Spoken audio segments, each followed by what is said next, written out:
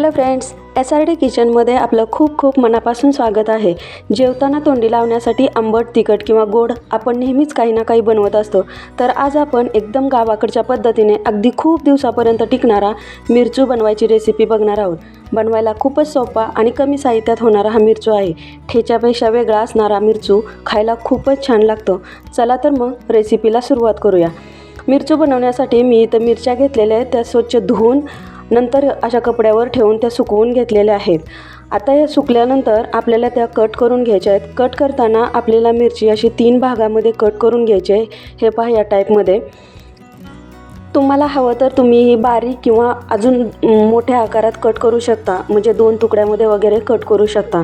परंतु कट करताना याचे जे देठ असतात मिरचीचे ते घ्यायचे। मिरचीचे देठ यामध्ये खायला खूप छान लागतात। हे पहा, या पद्धतीने आपल्याला हे सर्व मिरच्या कट करून घ्यायच्या आहेत। लिंबू आणि मिरचीचं लोणचं बनवताना मिरची जशी कट करतात अगदी त्याच टाईपमध्ये मी ही मिरची कट करून घेतलेली आहे। हा मिरचू बनवण्यासाठी तुम्ही जर खूप जास्त तिखट खात नसाल तर कमी तिखटवाली मिरचीसुद्धा वापरू शकता। मी इथं काळपट रंगाची जास्त तिखटवाली मिरची वापरलेली आहे। आपल्या सर्व मिरच्या चिरून झालेल्या आहेत। आता एका पॅनमध्ये 1 चमचा एवढं तेल घालून घेतलेलं आहे।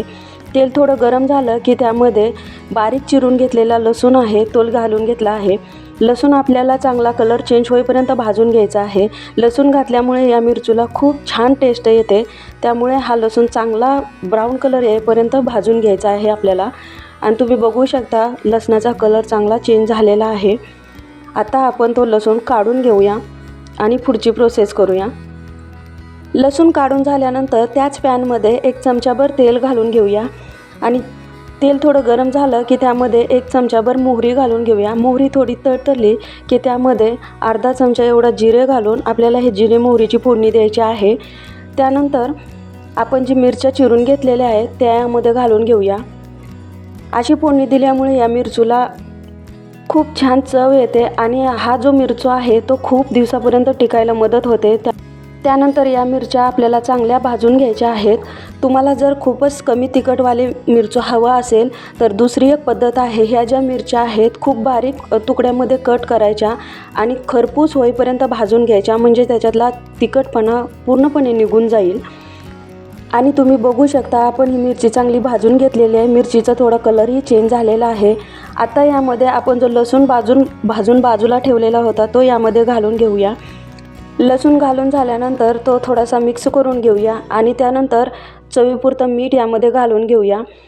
मीठ घातल्यानंतर आपल्याला थोडं परतून घ्यायचं आहे, कारण मिठामुळं पाणी सुटतं, त्यामुळं थोडंसं परतून घ्यायचं आहे आपल्याला।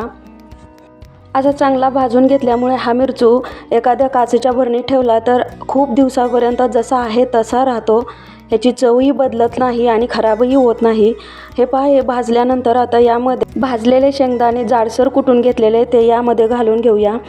शेंगदाण्याच्या कुटामुळे मिरचूचा जो तिखटपणा असतो तो थोडासा कमी होतो आणि शेंगदाण्याच्या कुटामुळे मिरचूला एक वेगळीच चवसुद्धा छान अशी येते। असा हा जेवणाची रंगत वाढवणारा खूप दिवसापर्यंत टिकणारा मिरचू तयार आहे। तुम्ही ह्या पद्धतीने हा मिरचू एकदा नक्की करून बघा। तुम्हाला या मिरचूची रेसिपी कशी वाटली ते कमेंट करून सांगा। व्हिडिओ आवडला तर व्हिडिओला लाईक आणि शेअर करा। चॅनलवर नवीन असाल तर चॅनलला सबस्क्राईब करायला विसरू नका। पुन्हा भेटू अशाच एका नवीन व्हिडिओसोबत। तोपर्यंत बाय बाय।